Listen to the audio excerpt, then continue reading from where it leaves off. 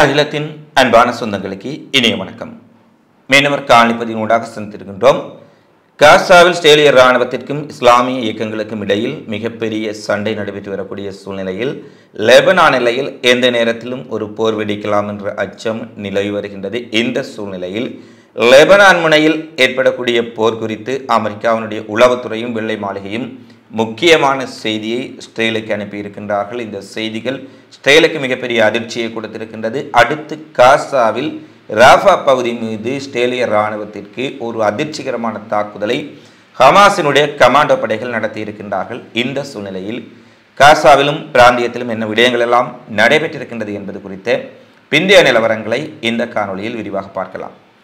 காசாவில் மிக பெரும் படுகொலை செய்து வரக்கூடிய இஸ்ரேலிய இராணுவம் ஆக்கிரமிக்கப்பட்ட மேற்கு கரையிலும் கொடூரமான முறையில் பாலஸ்தீன மக்கள் மீது ஒரு இன அழிப்பை மேற்கொண்டு வருகின்றார்கள். காசாவில் யுத்தம் நடைபெறுகின்றது. அங்கு குண்டுகளை வீசுகின்றோம், விமான குண்டுகளை வீசுகின்றோம், ஹமாஸை இலக்கு வைத்தென்று கூறக்கூடிய இஸ்ரேலிய இராணுவம் மேற்கு கரையில், அதுவும் தங்களது கட்டுப்பாட்டு பகுதியில் முழுமையாக இஸ்ரேல் இராணுவத்தினரின் ஆக்கிரமிக்கப்பட்ட பகுதிக்குள் அப்பாவி பாலஸ்தீனர்களை கொலை செய்வதற்கு என்ன காரணத்தை கூறப்போகின்றார்கள் என்பது தெரியவில்லை.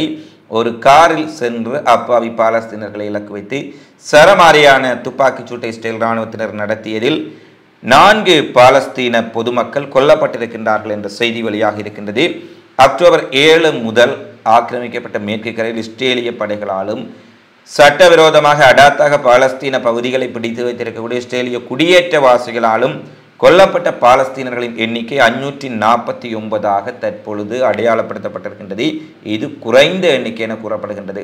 காணாமல் போனவர்கள், கடத்தி செல்லப்பட்டவர்கள், விசாரணைக்கென தடுத்து வைக்கப்பட்டு செல்லப்பட்டவர்கள் என இந்த எண்ணிக்கை அதிகரிக்கலாம் என அஞ்சப்படுகின்றது. 5200 பேர் வரை மேற்கு கரையில் இஸ்ரேலிய இராணுவம், போலீசார், குடியேற்றவாசிகளின் தாக்குதலுக்கு இலக்காகி காயமடைந்திருக்கின்றார்கள் என்ற செய்தியும் வெளியாக இருக்கின்றது.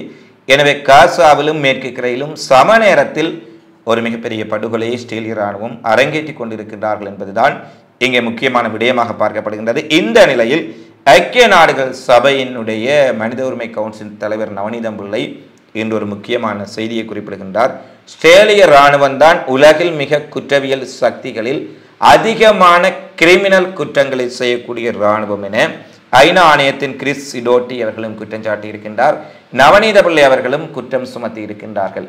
உலகிலேயே அதிகளவான கிரிமினல் குற்றங்களை செய்யக்கூடிய ஒரு இராணுவமாக இஸ்ரேல் இராணுவம் பதிவாக இருக்கின்றது. ஐக்கிய நாடுகள் சபை இவ்வளவு விடயங்களை சொல்கின்றார்கள், அவர்களை நடவடிக்கை எடுக்கவில்லை என்பது பலருடைய கேள்வியாக கமெண்ட்ஸில் தெரிகின்றது. அந்த நண்பர்களுடைய கோபமும் நியாயமானது. ஆனால் ஐக்கிய நாடுகள் சபைக்கு இதற்கு நடவடிக்கை எடுக்கும் அளவுக்கு அதிகாரங்கள் இல்லை.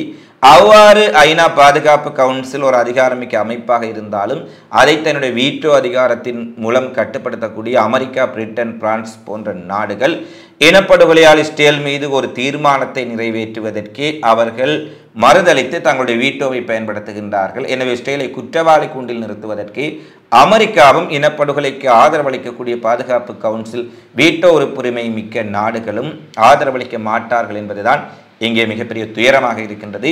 இருந்த போதிலும் ஐக்கிய நாடுகள் சபை இதுவரை இல்லாத அளவுக்கு எந்த ஒரு நாட்டின் மீதும் சொல்லாத குற்றச்சாட்டுக்களை எல்லாம் இஸ்ரேலுக்கு எதிரான ஆவணங்களை, ஆதாரங்களை தாங்கள் பெற்றிருப்பதாக அறிவித்திருக்கின்றார்கள்.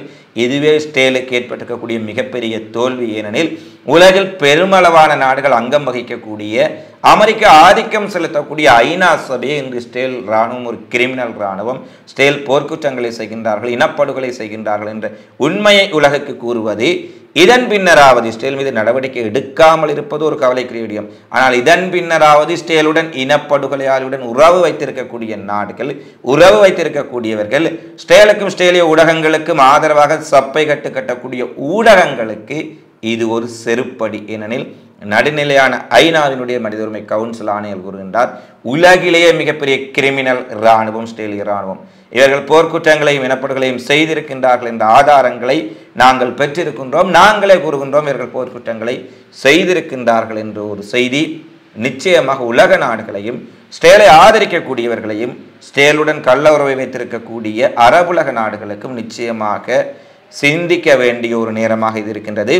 இந்த நேரத்தில் மத்திய ரஃபாவில் ஹமாஸினுடைய கமாண்டோ படைகள் மிகவும் சிக்கலான ஒரு பல அடுக்கு தாக்குதலை இன்றைய நாளில் நடத்தி இருக்கின்றார்கள். அதாவது இஸ்ரேலிய இராணுவத்தினர் ராஃபாவுக்குள் டேங்கிகள், கவச வாகனங்கள், ட்ரக்குகள் சகிதம் நுழைந்து கொண்டிருந்த போது 3 முனைகளில் அவர்களை சுற்றி வளைத்து மிக கடுமையான ஒரு தாக்குதல், இதுவரை கெரில்லா தாக்குதலை நடத்தி கொண்டிருந்த ஹமாஸினுடைய படையணிகள் மும்முனையில் இஸ்ரேல் இராணுவத்தை பின்தொடர்ந்து வந்து ஒரு முக்கோண வடிவில் சுற்றி வளைத்து மிகப்பெரிய ஒரு தாக்குதலை நடத்தியிருக்கின்றார்கள். ராக்கெட் லாஞ்சர்கள், இயந்திர துப்பாக்கிகள், கையெறி குண்டுகள், ஆர்பிஜி போன்றவற்றை பயன்படுத்தி இஸ்ரேல் துருப்புக்களின் மீது ஒரு ஒருங்கிணைக்கப்பட்ட தாக்குதலை நடத்தியதில் இஸ்ரேல் இராணுவத்தினர் பலர் உயிரிழந்திருப்பதுடன் மிகப்பெரிய அளவிலான பொருட்சேதம் இஸ்ரேல் இராணுவத்துக்கு ஏற்பட்டிருப்பதான செய்திகளை வெளியிட்டிருக்கின்றார்கள்.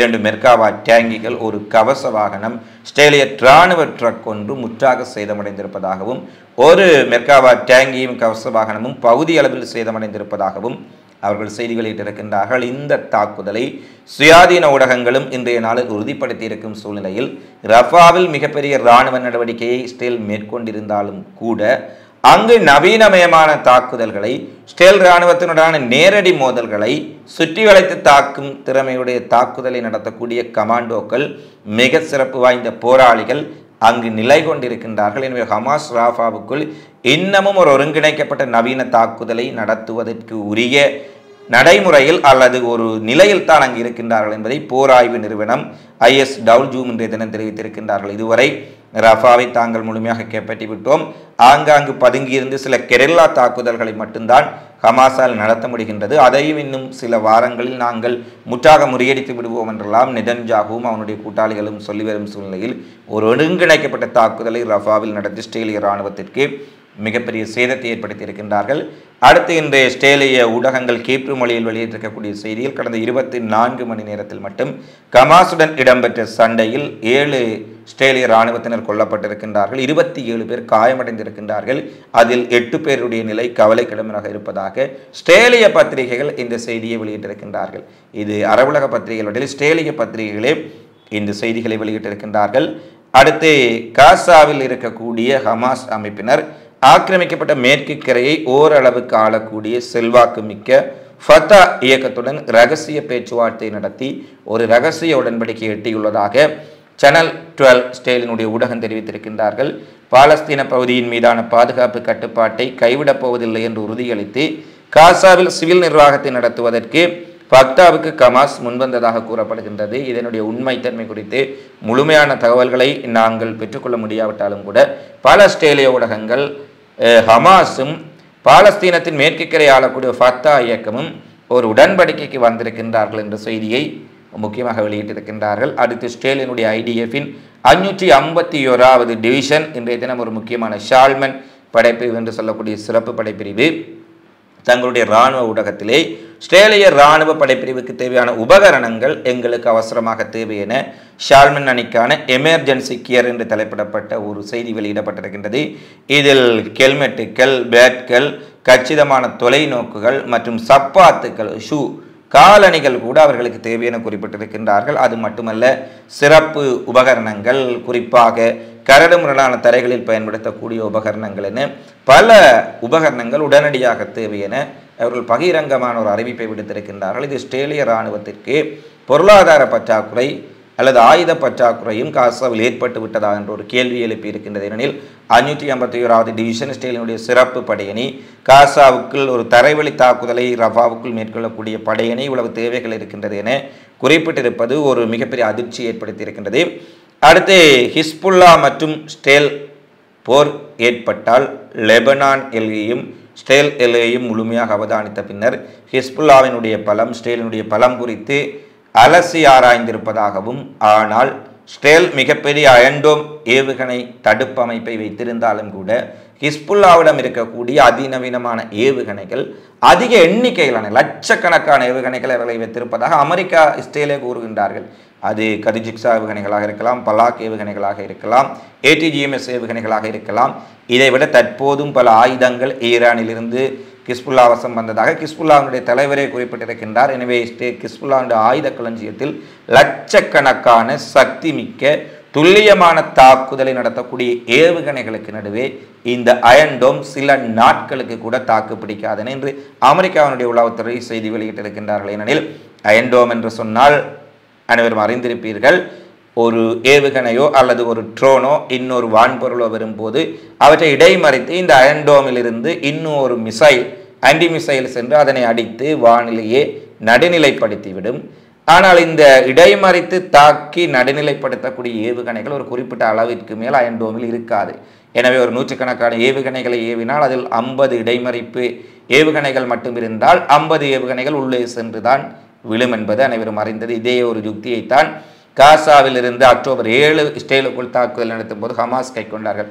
ஆயிரக்கணக்கான ஏவுகணைகள் ஒரே நேரத்தில் இஸ்ரேலுக்குள் சரமாரியாக ஏவினார்கள். அயன்டோம்கள் செயலிழந்தன. பல ஏவுகணைகளை அயன்டோம்களினால் மறைக்க முடியவில்லை, இடைமறிக்க முடியவில்லை.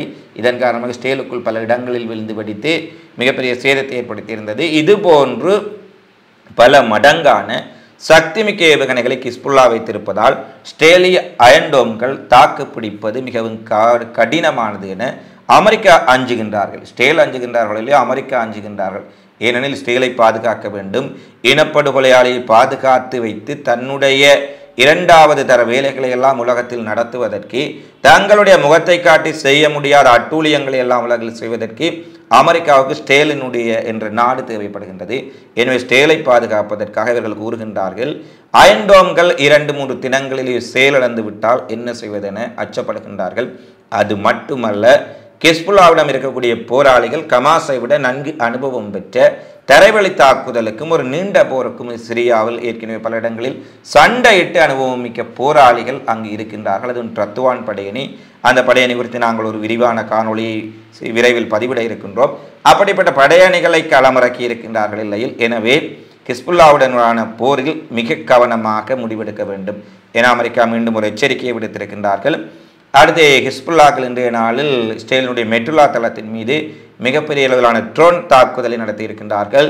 மெட்டுலா தளத்துக்குள் ஏவப்பட்ட 8 ட்ரோன்களில் 4 ட்ரோன்கள் இஸ்ரேலிய அயன்டோம்களினால் இடைமறிக்கப்பட்டாலும் 3 ட்ரோன்கள் உள்ளே விழுந்து வெடித்திருக்கின்றன. ஒரு ட்ரோன் வானத்திலேயே நடுநிலையாக்கப்பட்டதாக குறிப்பிடப்படுகின்றது. 3 ட்ரோன்கள் உள்ளே வெடித்து மிகப்பெரிய சேதத்தை ஏற்படுத்தப்பட்டிருப்பதாகவும் மெட்டுலா தளத்திற்கு மிகப்பெரிய அளவிலான சேதம் ஏற்பட்டிருக்கின்றது என்ற செய்தியையும் அவர்கள் வெளியிட்டிருக்கின்றார்கள். அடுத்து மிக முக்கியமாக இஸ்ரேலில் இருக்கக்கூடிய பாதிக்கு மேற்பட்ட இஸ்ரேலியர்கள் முன்கூட்டியே தேர்தல் நடத்தப்பட வேண்டும், இஸ்ரேலிய பாராளுமன்றம் மாற்றப்பட வேண்டும், நெதன்யாகுவினுடைய ஆட்சி அகற்றப்பட வேண்டும் என கருத்துக்களை வெளியிட்டிருப்பதாக மாரிவ் இணையதளம் செய்தி வெளியிட்டிருக்கின்றது. இஸ்ரேலிய மக்களில் 53% பேர் இஸ்ரேலின் அரசியல் மாற்றம் தேவை, நெதன்யாகுவினுடைய ஆட்சி அகற்றப்பட வேண்டும், பாதுகாப்பு சூழ்நிலையை கையாள்வதில் நெதன்யாகுவினுடைய அரசாங்கம் தவறிவிட்டார்கள் என்ற கருத்துக்களை முன்வைத்திருக்கின்றார்கள். இதனுடைய கருத்து, இஸ்ரேலில் உடனடி ஆட்சி மாற்றம் வேணும், தேர்தலை விரைவாக நடத்த வேண்டும் என 53% மக்கள், அரைவாசிக்கு மேற்பட்ட மக்கள் கருத்து கணிப்புகளில் தங்களுடைய கருத்தை வெளியிட்டிருப்பதால் இஸ்ரேலில் ஒரு தேர்தல் நடைபெற்றால் நிச்சயமாக நெதன்யாகு இனப்படுகொலையாளி இஸ்ரேலிய மக்களினாலே தூக்கி எறியப்பட போகின்றார் என்பதுதான் இங்கு வெளிப்படையான விடயமாக இருக்கின்றது.